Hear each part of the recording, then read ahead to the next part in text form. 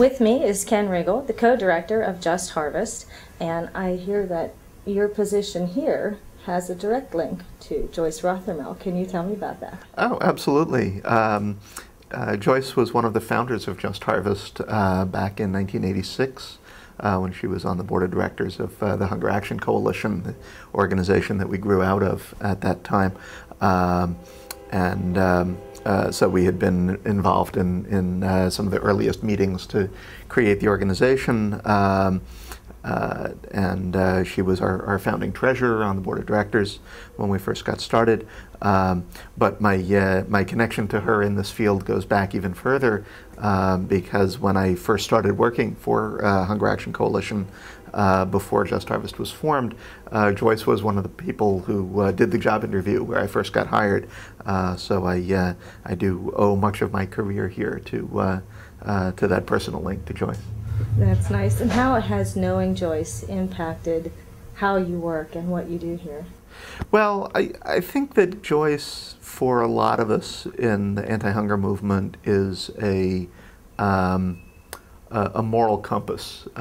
Somebody who always has the perspective of what's right for the hungry people that we serve and advocate for, and whose rights and needs we defend.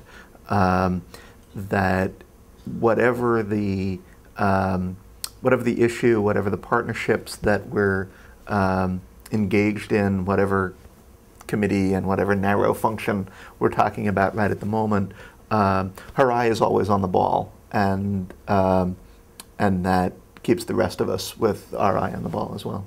Personally, when you meet Joyce or when you interact with her, what is the feeling? It's so hard to describe. I've met her, and if you could find a way to help me tell everyone what it's like to be around Joyce.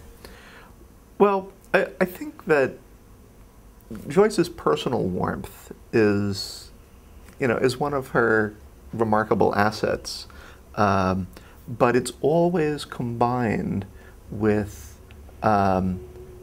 this powerful dedication on the issues, whether we're working together on hunger issues, whether we're talking about her work on Haiti solidarity, whether we're working together in the peace movement, or on a variety of other issues that come up from time to time.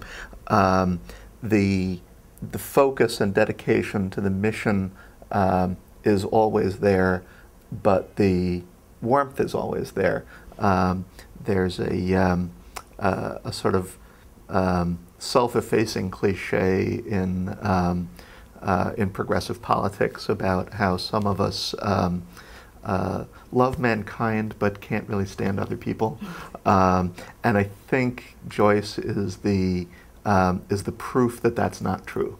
That here's someone who combines that bigger picture of an absolute dedication to the golden rule and to the well-being of our neighbors, but without losing that intimate personal connection to every person that she's working with, whether it's a corporate executive, whether it's an ally in the movement, whether it's a poor person that's being individually helped out right that minute.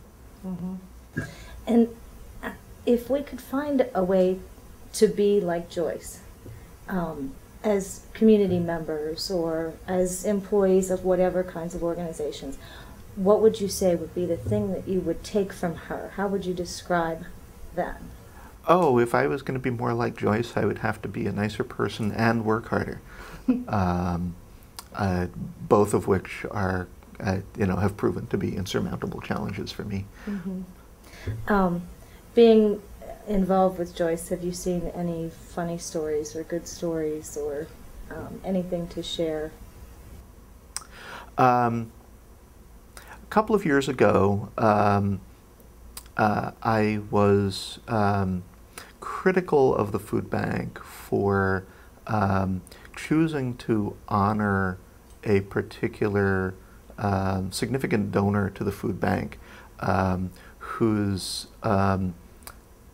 political work outside of of this person's role as a donor to the food bank was in many ways detrimental to the needs of hungry people, and I was deeply concerned that that issuing that particular honor was detrimental to our cause, that it was sending the wrong message to the community. And I called Joyce up, and I expressed that concern, and she very gently, but forcefully in her own way, made the observation that each opportunity to engage this particular person was opening his eyes a little bit more and warming his heart a little bit more.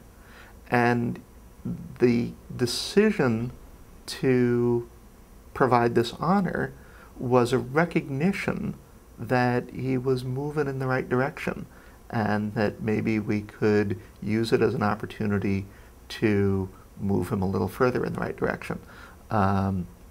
That would never have been my approach. Although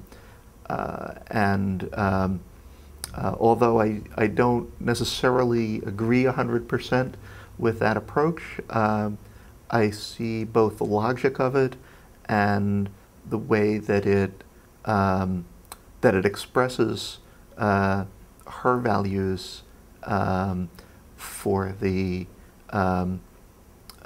way that she values the essential humanity of people, even ones that I would consider people who are permanently on the other side from ours on this issue. Mm-hmm. And knowing Joyce just the little bit that I do, and having seen her work, I think that she'd want us all to emulate the kind of things that maybe not that she does. I know she doesn't. She flies under the radar just a little bit.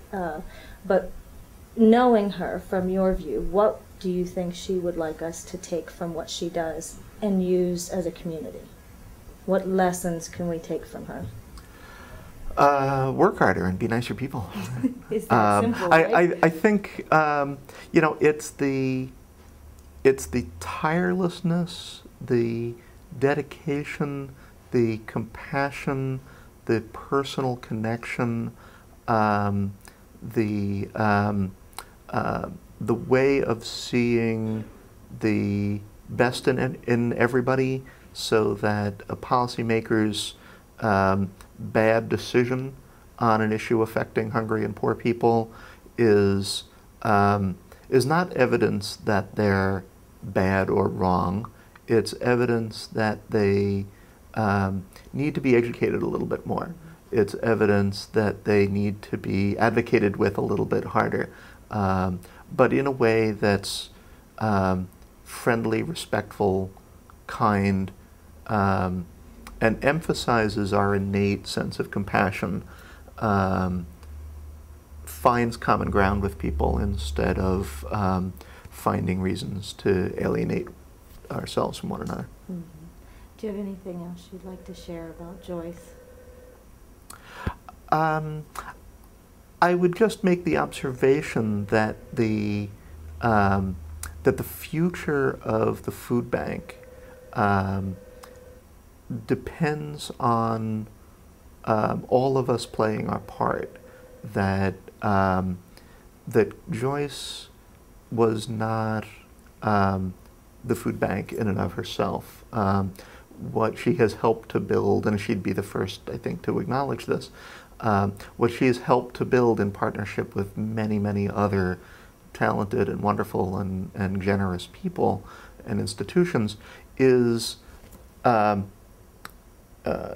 organization, an institution with a life and legacy of its own, that we shouldn't define its success by her, and we shouldn't define our expectations of its success in the future by having someone just like her in a leadership role.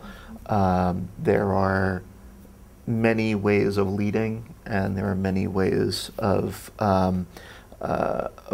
providing the kind of of inspiring and forward-looking and challenging message that she's brought to the anti-hunger movement over the years. And part of what she has given to this community is the power of that institution to continue after her retirement. And I think it's up to all of us to take that baton now in the big relay race and continue to get to the finish line where people aren't hungry anymore.